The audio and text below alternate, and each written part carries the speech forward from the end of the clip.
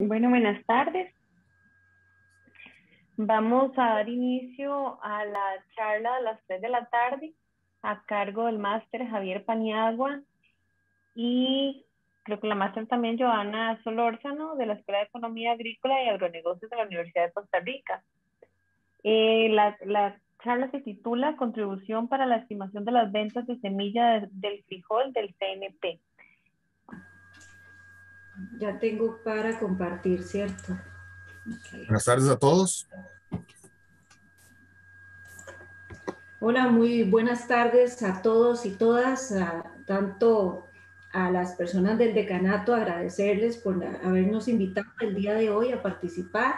Para nosotros siempre es un honor poder tener un espacio donde podamos conversar acerca de lo que hacemos, ¿verdad? Porque a veces pasa uno todo el año haciendo tal vez algunos proyectos y no siempre lo divulga de esta manera. Entonces agradecerles al decanato la oportunidad y también a todas las personas que nos acompañan, darles la bienvenida y agradecerles este acompañamiento. Como decía la compañera, efectivamente el título del trabajo que vamos a exponer el día de hoy es el de contribución para la estimación de las ventas de semillas de frijol del Consejo Nacional de Producción. El equipo de trabajo constituido por el profesor Javier Paniagua Molina y su servidora Joana Solórzano Thompson, que no trabajamos solos, también tenemos otros compañeros y asistentes que siempre están con nosotros el día a día en todo el trabajo que estamos haciendo. Para contarles un poco acerca de los antecedentes, desde hace unos 4 años aproximadamente, un acercamiento entre nosotros a través del CIEDA, que es el Centro de Investigación de la Escuela, y el CNP, principalmente en el área de granos y semillas. Originalmente lo que estuvimos fue trabajando un poco a lo interno de ellos, la parte operativa de los inventarios que ellos tienen de semilla, tanto de maíz como de frijol. Y bueno, estuvimos haciendo algunos análisis principalmente relacionados con la capacidad de planta de las instalaciones y de los costos de almacenamiento y disposición del inventario, que ciertamente son altos, pero que son parte del costo hundido del CNB y que, entre otras cosas, permiten a los productores contar con semilla de buena calidad, con altos índices de germinación y además permite la contribución a la seguridad alimentaria, que siempre ha sido parte del trabajo importante del CNP. Este trabajo se origina con una pregunta de investigación y es en torno a cuál es la posición del CNP en términos de comercialización de semilla. Para esto hemos trabajado en conjunto con dos proyectos, el profesor Javier y yo participamos, que es el de la modelación econométrica de mercados. Aquí hemos trabajado precisamente en el pronóstico de la comercialización de semilla en el CNP y hemos trabajado también escenarios de prospectiva estratégica con la intención de dar un norte, ¿verdad?, administrativo, estratégico, operativo al CNP en el corto, mediano y largo plazo, y que eso también desde el punto de vista cuantitativo se pueda poner dentro de los planteamientos y los modelos que hemos realizado. Algo que es importante en términos de frijol, que esta tarde es el tema que estamos presentando, es un poco acerca del entorno, ¿verdad?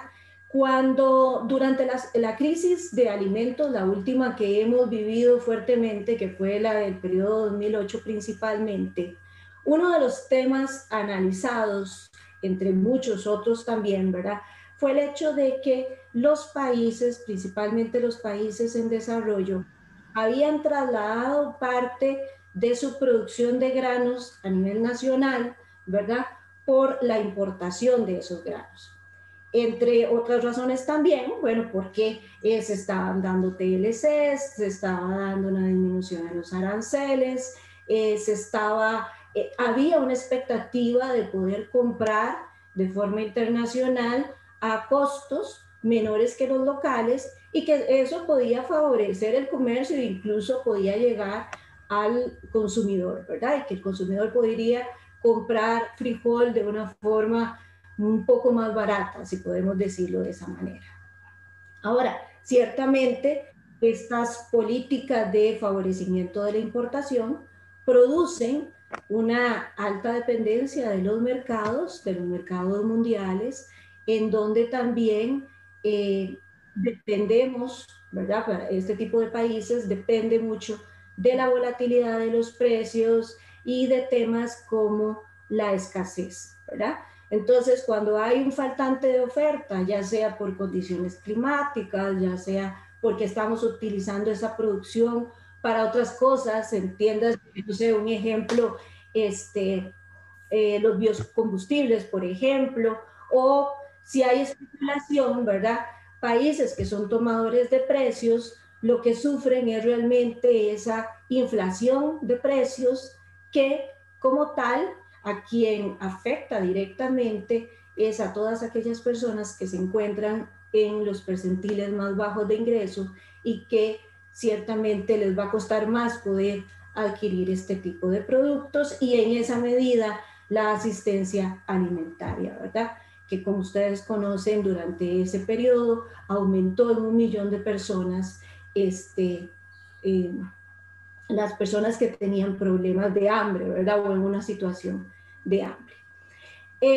Un poco hablando de esto y precisamente analizando el hecho de que los países dejaron de producir el grano para importarlo, podemos ver esta gráfica donde en la línea roja pueden ver ustedes el área cosechada de frijol y en la línea azul pueden ver las toneladas importadas de frijol. Y lo estamos viendo en un periodo desde 1966 hasta el año 2020, diciembre de 2020. Entonces, como ustedes pueden notar, al inicio, en 1966, estábamos con una producción de cerca de 43.000 hectáreas, que ha venido cambiando en el tiempo, como ustedes pueden ver, hasta tener al cierre de diciembre 16.000 hectáreas cosechadas de frijol. Caso contrario, bueno, y si ustedes ven acá hay un punto, tal vez un poquito de crecimiento que se da en estos años cuando se estuvo implementando el Plan Nacional de Alimentos como una respuesta también después de la crisis, que además los precios todavía no habían bajado y que había cierta necesidad de volver nosotros a producir con la intención de esa seguridad alimentaria de la que tanto se ha conversado, ¿verdad? En contraposición a esto vemos las importaciones. Las importaciones en el año 1966 eran de 4.700 toneladas y como ustedes pueden ver, al día de hoy tenemos 41.000 toneladas, en este punto 41.000 toneladas de frijol importado. ¿Qué es interesante aquí? Bueno, ustedes verán esta brecha que marcamos aquí con una línea, en donde hay el mayor gap, ¿verdad? El mayor distanciamiento entre el área y las importaciones. Eso marca un cambio estructural, un cambio de política, de pensamiento a nivel país, en donde ustedes pueden ver que a partir de este punto, que es un punto de inflexión, la producción nacional empieza a disminuir y la importación empieza a aumentar. Entonces, efectivamente, como muchos otros países, en términos de arroz, Costa Rica hizo esa sustitución en los años 90 también, ¿verdad? Y cambiamos un modelo, ¿verdad? Cambiamos a un modelo diferente, un modelo de mayor cantidad importada versus la cantidad cosechada. En este cuadro, en esta tabla también lo podemos ver en términos relativos. Y ven ustedes acá como en 1966 la producción nacional rondaba el 80%, mientras que en el 2020 es del 20%. Entonces, más bien se dio vuelta, ¿verdad? Se dio vuelta la situación y estamos viendo que en este periodo de tiempo, al día de hoy, más bien es el 20% el que estamos produciendo y somos importadores del 80%. Bien, Ahora, estos datos nos hacen preguntarnos algunas cosas. ¿Cuál ha sido el beneficio de este cambio? ¿Cómo podemos ver el beneficio desde el punto de vista del beneficio social, del beneficio económico? ¿Ha habido un beneficio hacia el precio del consumidor? ¿Ha habido algún beneficio que se pueda notar en el productor? ¿Verdad? Y es parte de la investigación, ¿verdad? Los análisis que hemos hecho con la intención, como les dije al inicio, de poder modelar un mercado de producción de semilla y de venta de semilla, ¿verdad? Bien, con algunos datos muy puntuales y ejemplos muy puntuales, ustedes pueden ver acá que en el año 1981, con datos de CEPSA, el precio al consumidor era de 7.30 colones por kilo. Eso pagaba el consumidor en las pulperías, en los supermercados, en los centros de abastecimiento, ¿verdad?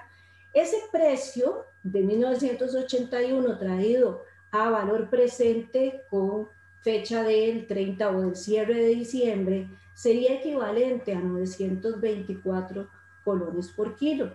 Ese sería el precio hoy si lo trajéramos a valor actual solo con el indicador de la inflación, ¿verdad?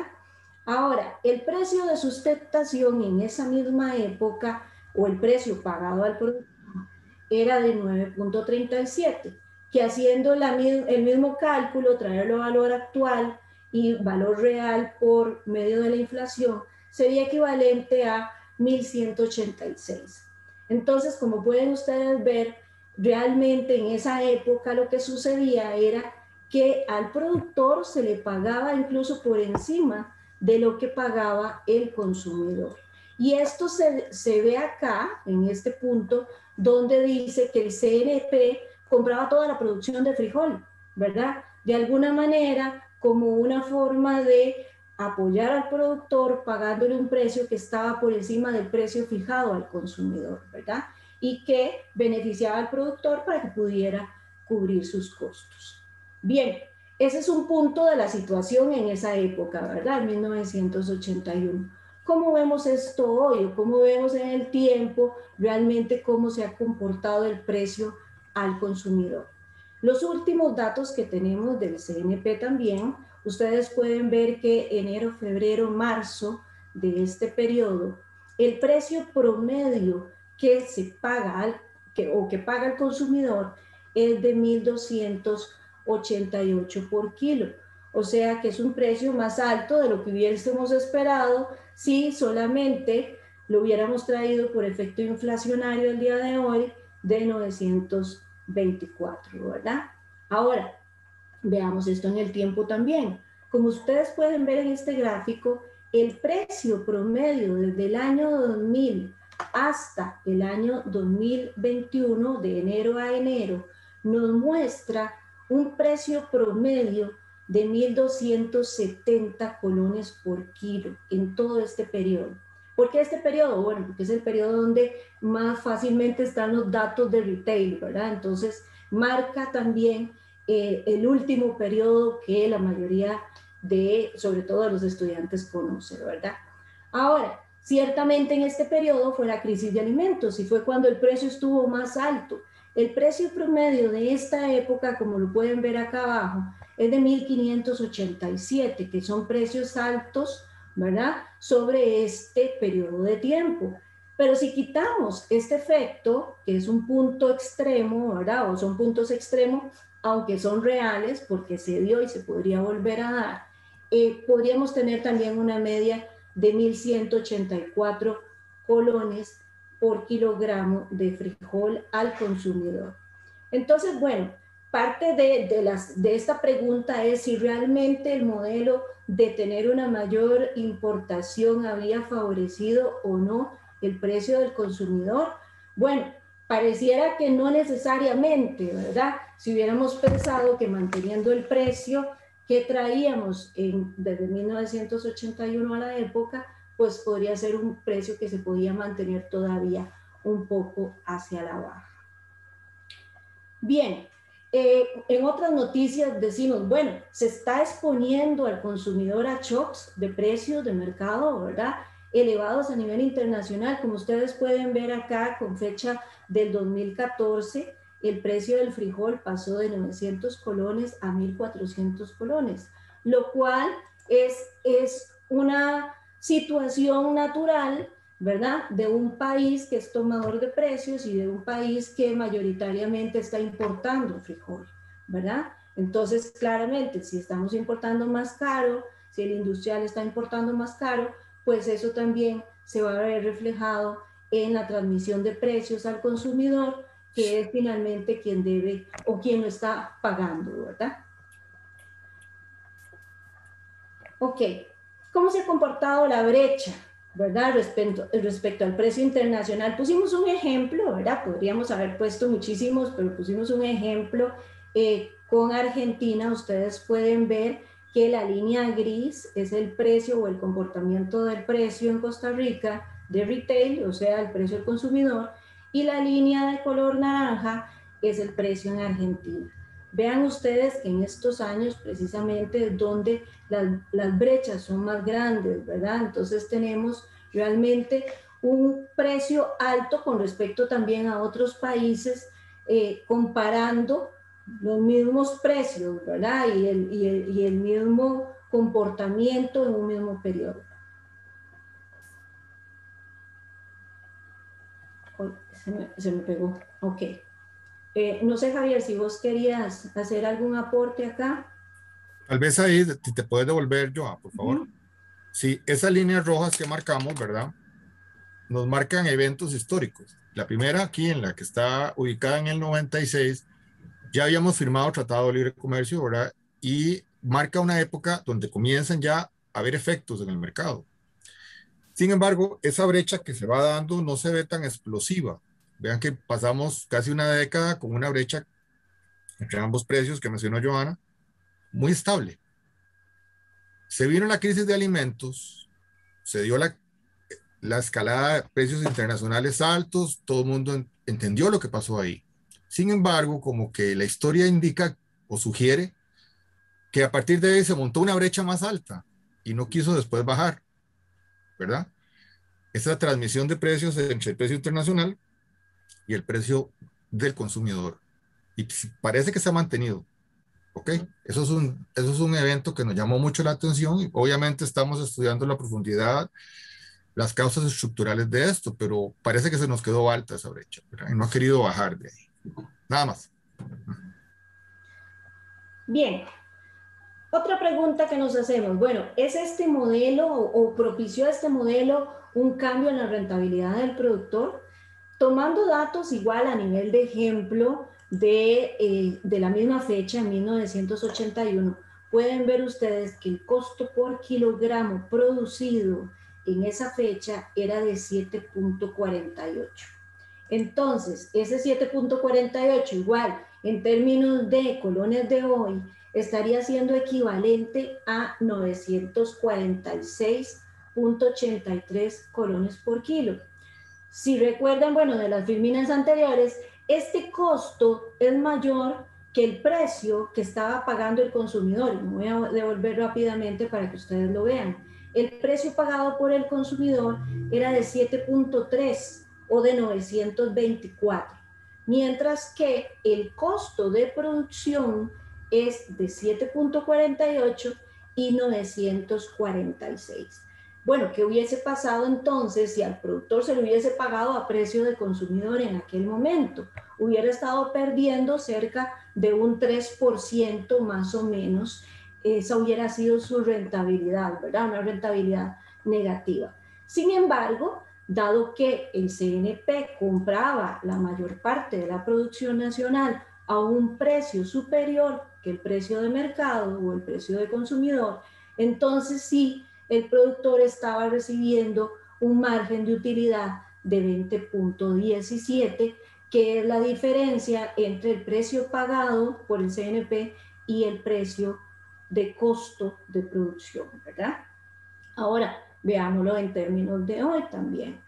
Como pueden notar acá, y poniendo los ejemplos también de 3 zonas diferentes, pero al final lo promediamos aquí como para hacerlo un poquito más general, tenemos que el costo de producción por hectárea es de 667.826, con un rendimiento promedio que no ha variado mucho desde estas épocas, ¿verdad? No ha variado mucho de 22 toneladas por, de 22 quintales por hectárea, y un costo unitario de 659.91. Como pueden ver, el costo pasó de 946 a 659. Entonces hay una reducción en el costo del productor cerca de un 30%, ¿verdad? Que es evidente y que sale de los mismos datos de hoy en día, ¿verdad? Que hacemos tantas estructuras de costos en frigoríficos y que efectivamente el costo ha disminuido, hay una mejor tecnología, hay una mayor eficiencia en el manejo de los costos. El precio promedio pagado al productor con dato de diciembre, este es un precio estático, ¿verdad? El precio de diciembre 2020 nos arroja un margen de 5.87, pero por lo menos ya es un precio de mercado, ¿verdad? No es un precio en donde estaba pagándose por encima de lo que el consumidor pagaba, ¿verdad? Entonces vemos que el productor, si bien es cierto, es un margen bajo, pero efectivamente por lo menos no está perdiendo en esta producción, ¿verdad?, que tiene al día de hoy. Yo también tal vez aportar ahí, esos son datos promedios por grupos, ¿verdad? Perfectamente de acuerdo al estudio del señor Valerín. Obviamente conocemos de productores que tienen más economías de escala que otros y tienen diferentes márgenes, pero son casos aislados, ¿verdad? En términos generales, eso es una visión general, promedio del país.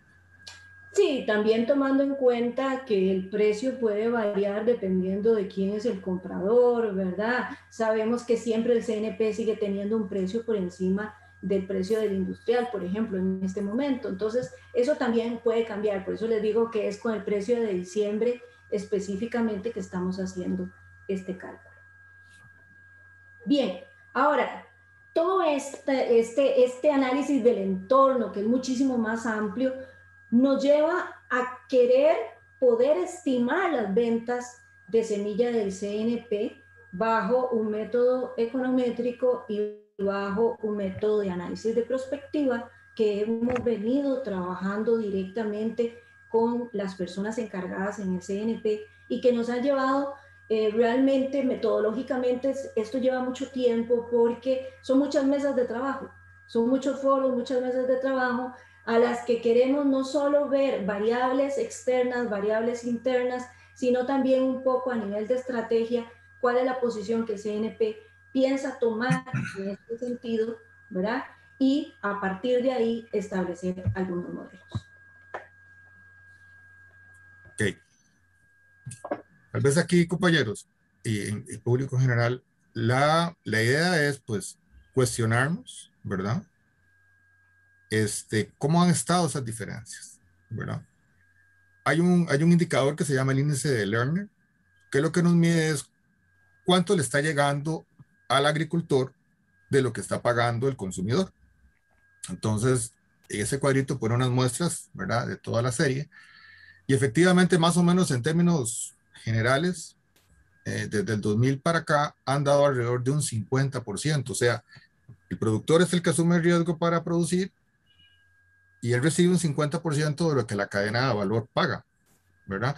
Todos los demás eslabones tienen sus riesgos, por supuesto, pero eso lo que nos dice fríamente es cuánto se le está compensando al agricultor de lo que paga el consumidor. En 1981, pues, el índice de Lerner era altísimo por el tema del juego que tenía el CNP. Entonces, estamos claros que quizás ese modelo no era sostenible, pero sin embargo, el que estamos ahora ha marcado una brecha importante con la importación y tampoco, bueno, bajó el índice de 1.28 no es sostenible, pero 0.50 a la larga comparado con otras economías puede estar un poquito bajo, ¿verdad? Pero es un punto de diagnóstico importante para nosotros. Entonces nos lleva a pensar con todo ese contexto que Joana estaba explicando, cómo poder pronosticar ventas de semilla. Porque resulta que justamente el CNP tuvo esos problemas.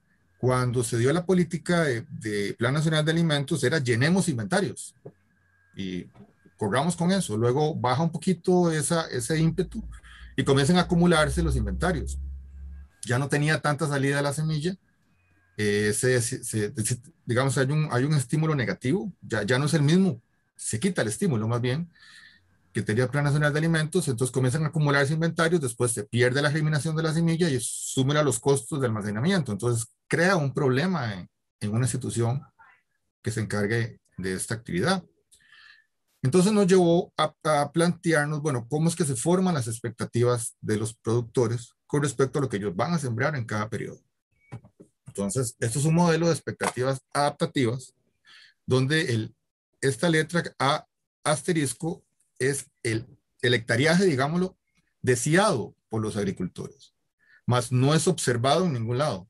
Nosotros no lo observamos en las estadísticas. Eso es un plan a largo plazo que ellos tienen. Va a estar en función de los precios reales, quitando el efecto inflacionario. Para poder comparar precios en el tiempo, tenemos que hacerlo en términos reales, porque si no, puede ser que sean diferentes por el efecto de inflación. La inflación después uno le agrega cuando está haciendo un análisis financiero. Entonces, en este caso es en función del precio real, igual un precio real esperado por ellos, no es observado, es un plan que ellos tienen que esperan que eso se cumpla.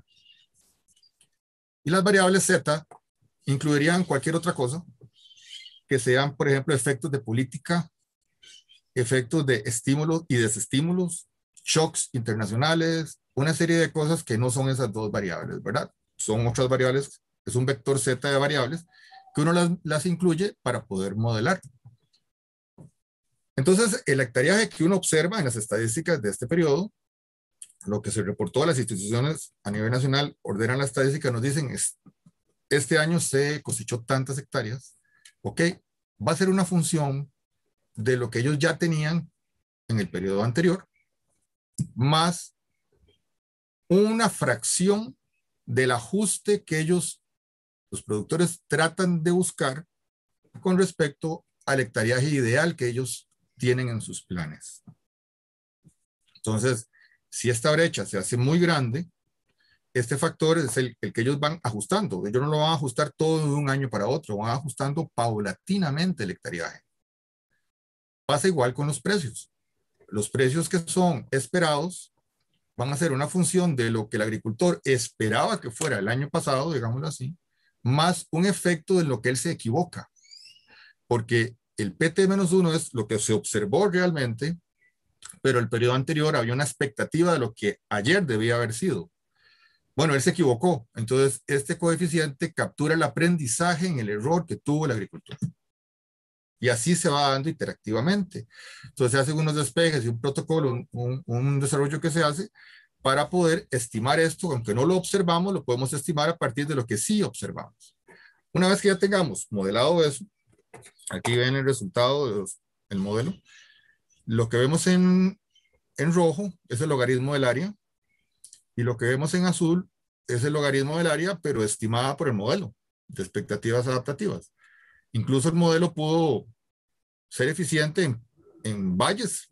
Eso fue un valle en la crisis de los 70, en el 74 hubo una caída fuerte en el área cosechada en Costa Rica. Bueno, el modelo lo capturó.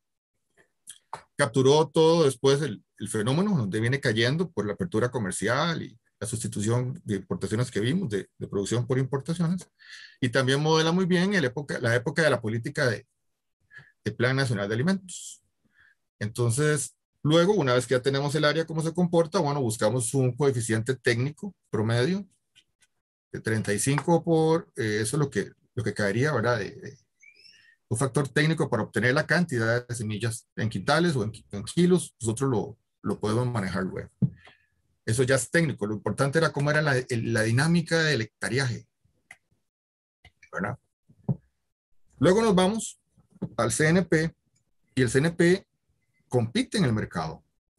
Al competir en el mercado, él tiene también una participación de ese mercado que no debe descuidar, porque tampoco es que este periodo sí tengo ventas y después del otro periodo decido no producir y mis clientes qué, ¿verdad? No, es decir, hay que ver cómo era la dinámica de las ventas de ellos y que sin descuidar la participación, porque eso es una señal de mercado que ellos mandan. Ok, entonces las ventas nos dio una relación que cada periodo, las ventas que ellos han tenido, es una función de lo que ya vienen vendiendo, tiene sentido porque es un esfuerzo que ellos hacen, más una evaluación del entorno que ellos no habían hecho en el pasado, pero se creó con esas técnicas un instrumento que les permitiera a ellos incorporar las condiciones que habían en el pasado cuando ellos estuvieron vendiendo. Entonces, por talleres, ellos dicen, sí, mira, cuando era la Plan Nacional de Alimentos estábamos en una condición de entorno muy alta. Bueno, entonces, ¿qué nota le ponen? Yo le ponía una nota por consenso. Y luego después metemos eso y hacemos una relación y efectivamente nos dio una relación de esta variable latente porque esta variable no fue medida en el tiempo, pero fue reconstruida retrospectivamente con el criterio de ellos y nos dio un modelo bastante ajustado también. El hecho que cuando las ventas de ellos fluctúan, veanlas aquí, son puras fluctuaciones. Aquí se ve el efecto donde ellos vendían mucho por el Plan Nacional de Alimentos y cómo se les cayó después. Bueno, efectivamente el modelillo lo agarró, ¿verdad? Agarró bien la tendencia. Y entonces esto nos lleva a que había que hacer un tercer modelo. Era no descuidar la participación de ellos de lo que realmente sucedió. Entonces, a nivel histórico, usted divide las ventas del CNP entre la demanda de semillas reconstruida con base en el hectareaje, que ya vimos cómo se calculó, cómo se modeló. Entonces nos da una participación interesante. Esa es la señal que el CNP manda al mercado, entonces no debe descuidarla. Entonces modelamos cómo era eso a nivel estadístico en función de lo que del papel que él tenía. Y también tenemos un tercer modelo, que es un modelo de control. Y esto nos llevó entonces a crear esto. Por supuesto, siempre está en proceso de mejora. Eso fue pues una contribución, ¿verdad? Para ellos que debe estarse revisando constantemente, ¿verdad? Entonces, ¿cómo ellos pueden evaluar su entorno externo? Con algunas preguntas no deben ser muy complejas. Si detrás de esto hay respuestas complejas, bueno, se verán en talleres adicionales por aparte. Pero aquí tiene que llegar ya, digamos, a un nivel ya general, resumen, ¿verdad? ¿Qué tanta aceptación tendrá la semilla a nivel institucional? Bueno, digamos, esto es un escenario simulado, ¿verdad? Ya les traemos varios para que vean. Entonces, dicen, bueno, alta. Ok, dependiendo de un montón de checklists, concluimos por qué puede ser alta. Y también se le da un peso que fue discutido. Este peso, pues, tiene que estar distribuido entre todas estas preguntas, resumen de un montón de preguntas que están atrás, que no las vemos, ¿verdad? ¿Cómo cree que será el clima sectorial y la aceptación de la producción de semilla por parte del CNP, del CNP, perdón? ¿Cómo será la importancia que le otorgue el gobierno a la producción de semillas? Entonces, con escalas Likert, ¿verdad? Que son solamente, las podemos hacer de 5, gradamos esos checklists que daba con estas clasificaciones y los relacionados con pesos y te da valores. Igual el entorno interno. A nivel interno, ¿cómo está el ambiente? Bueno, es una institución pues, que tiene una dinámica política, ¿verdad? Entonces, bueno, evaluar esa dinámica. Ellos se interesaron por ver eso. Entonces, aquí hay preguntas que nos ayudan con eso. Y al final el modelo nos da un índice de entorno de 3.4. Recordemos que esa variable retrospectiva latente la habíamos reconstruido en el modelo de ventas. Entonces, para poder prospectar a futuro necesitamos tener también esa variable. Entonces ya está el instrumento y ahora ya lo pueden suponer cómo será a futuro esos escenarios, ¿verdad? Exacto. Entonces nos da aquí luego para poder calcular cómo será el hectareaje, porque el hectareaje que vimos fue un modelo que creó, digamos, el comportamiento pasado. Ahora vamos con el futuro.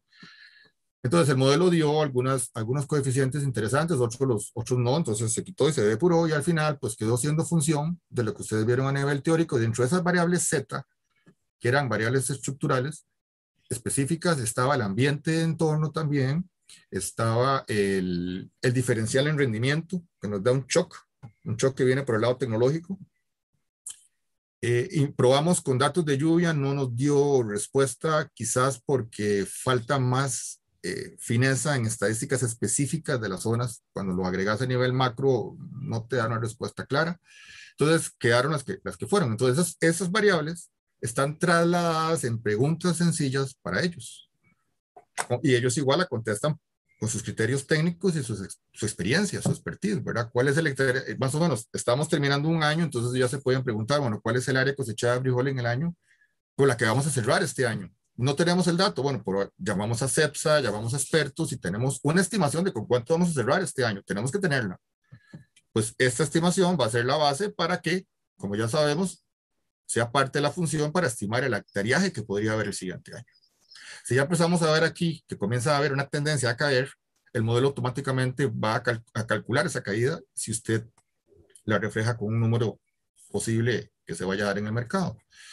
También cuál es el precio que se le está pagando al agricultor en este momento, cuál es la tasa de inflación. Banco Central tiene las estimaciones de inflación siempre con el programa macroeconómico, consultamos ahí. ¿Cuál es el rendimiento promedio actual en frijol? Bueno, en este caso es un escenario, queríamos ver diferentes escenarios. Ellos decían, bueno, puede ser que andemos en 1 tonelada, pero tenemos alguna sospecha que tal vez este año baje un poquito. Bueno, entonces, ¿qué pasaría si la ponemos a 0.68? Pero un criterio consensuado con expertos, ¿no? ¿Y qué pasaría si el próximo año fuera un poquito más alto, que hay un apoyo tecnológico? ¿O se espera efectos adversos? Bueno, lo bajamos. Entonces, esto nos va a dar un diferencial de rendimiento que también está afectado en aquellas variables Z. Y así sucesivamente, ¿verdad? Entonces, también, ¿cuál es el nivel de ventas esperado para el cierre de este año? Que ya tenemos estadísticas, esto se puede hacer como a mediados de un año, ¿verdad? O casi llegando al final como para tener datos más frescos, pero por el tema presupuestario creo que debería comenzarse a mediados de año, ¿verdad? Perdón, vamos a ver. Siempre se está viendo bien, ¿verdad? Se me disminuyó la pantalla. Luego entonces el modelo genera aquí unas variables intermedias y nos da el área cosechada estimada. Luego, con base en eso, calculamos con el coeficiente técnico cuánto sería la semilla que se vaya a necesitar en el país. Y finalmente, cuánto sería la captura que podría tener el CNP. Bueno, las ventas de ellos. Y nos da como resultado al final la captura. Esa captura la contrastamos con la captura teórica que nos da el modelo, con aquel tercer modelo. Y si vemos que está muy elevada, la podemos bajar mediante un factor de sensibilidad para nunca perder ese control humano, ¿verdad? No hacer eso tan fijo, ¿verdad? Sino tener eso, pero es que eso lo harán gente experta y ahí tienen que tomar riesgos, ¿verdad? Entonces ellos pues, dicen, bueno, nos parece bajarlo un poquito. El tema es que la variable de captura de mercado nos ayuda como un determinante de revisión. Si nos podemos estar alejando mucho, estamos queriendo, tal vez el modelo en algún momento nos está dando muy elevado, bueno, podemos bajarlo un poquito con este factor de sensibilidad. Y aquí podemos ver otros escenarios también que juegan con diferentes, en otros casos, ¿verdad? Con otras variables, con un entorno un poquito diferente, 2.7, bueno, ¿cómo sería el hectareaje, las ventas, la demanda de semilla, la participación de mercado? Y ellos lo que siempre van a estar controlando son esos puntos, como un cuadro de mando, ¿verdad? Es lo que ellos tienen que estar viendo. Y con eso por lo menos tienen para una herramienta más que les puede complementar en sus decisiones, ¿verdad? Que eso es lo que queríamos nosotros llegar. Ok. Como conclusiones, no sé yo, si quieres, las hacemos juntos, ¿verdad? La modelación nos permite reducir la incertidumbre siempre. Y también siempre es posible mejorar la precisión de lo que vayamos a modelar, ¿verdad? No hay ningún modelo que sea perfecto. Simplemente son abstracciones de realidad que nos ayudan a tomar decisiones. Entonces, siempre puede estar bajo mejora constante. Importante la incorporación de personal técnico y directivo de una institución en esa formación de expectativas del entorno. El que no lee el entorno, pues posiblemente no tome unas decisiones adecuadas, ¿verdad? Bueno, ayuda también a mejorar la respuesta institucional ante la demanda de semilla. Por lo menos tenemos una posición como institución, controla la participación de mercado para no dar señales falsas o erradas en el mercado que pueda causar tal vez un desabastecimiento. La gente esperaba que hubiera semilla en SNP y ellos este año no sacaron, ¿verdad? Por ejemplo. Necesidad de mejorar el instrumento de evaluación y ligarlo a matrices de evaluación prospectiva, correcto. Esta es la otra fase que seguiría, que es hacer más talleres para hacer escenarios prospectivos con unas matrices que permiten cuantificar más en detalle el entorno, que vimos que por todo lado es una variable muy fuerte y muy compleja por lo que Joana explicaba. Y finalmente, importancia de replantear cuál es el papel estratégico que como país queremos en los granos y por lo tanto las políticas relacionadas con ello, ¿verdad? Por eso a nosotros nos interesa mucho pues, poner un granito de arena en la política de granos, ¿verdad? Básicamente esto es lo que les teníamos preparado. No sé cómo estamos de tiempo. Sí, tal vez aquí Tania López nos dice, esperemos que la semilla sea vista como lo que es, la base de la agricultura y de la alimentación. Pues Correcto. sí, efectivamente, parte igual de este trabajo es que el mismo CNP, tal cual cualquier empresa, tenga una visión estratégica de cuál es su posición en ese sentido y cómo va a entrar dentro de un proceso de comercialización, aunque esté compitiendo con otros, ¿verdad?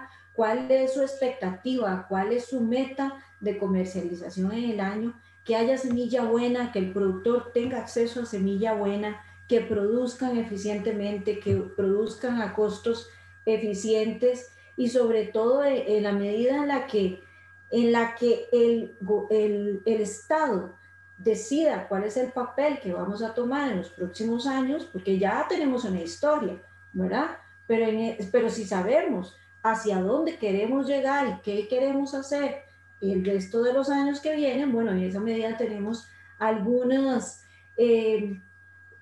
algunos modelos que ya permiten y que le permiten al CNP tener un horizonte estratégico para participar activamente en el mercado.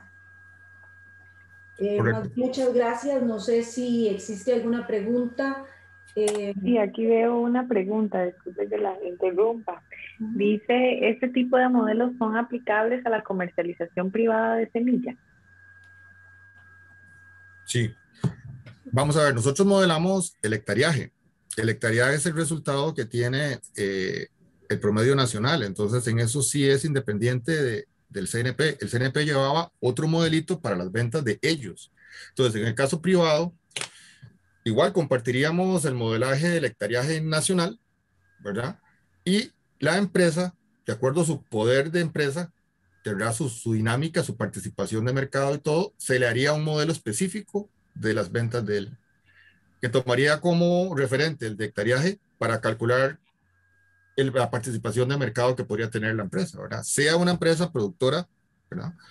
Entiendo, no sé, don Felipe, si es una empresa privada productora de semillas, ¿verdad? Lo que usted está preguntando. Entonces, de ser así, sí le serviría, pero tendríamos que tener también las estadísticas de ventas de esa empresa para adaptarle el segundo modelo a esa empresa. Y el de participación de mercado también sería un tercer modelo. O sea, los últimos dos modelos son más para esta empresa específicos, pero el primero del hectareaje sí es general. Y entonces sí se puede hacer, se puede efectivamente modelar para cada empresa. Bueno, yo creo que ya no hay más preguntas. Todas estas charlas las vamos a estar subiendo en el canal de YouTube de la facultad o bien el de UCAGRO, que es el del IA. Agradecerles a ustedes por esa presentación, por el espacio que sacaron en sus agendas para estar acá y a todas las personas que participaron. A las 4 tenemos la última charla, entonces podemos conectarnos por el medio del mismo enlace. Ahí yo coloqué, hay una persona que pregunta dónde van a estar subiendo, yo coloqué en el chat el link de donde va a estar subiéndose. En todo caso también lo pueden ver en el Facebook del Instituto de Investigaciones Agrícolas, ahí también estará siendo publicado. Muchísimas gracias a ustedes, Javier y Joana. A ustedes más bien por la invitación. Muchísimas gracias más bien por la invitación, ¿verdad?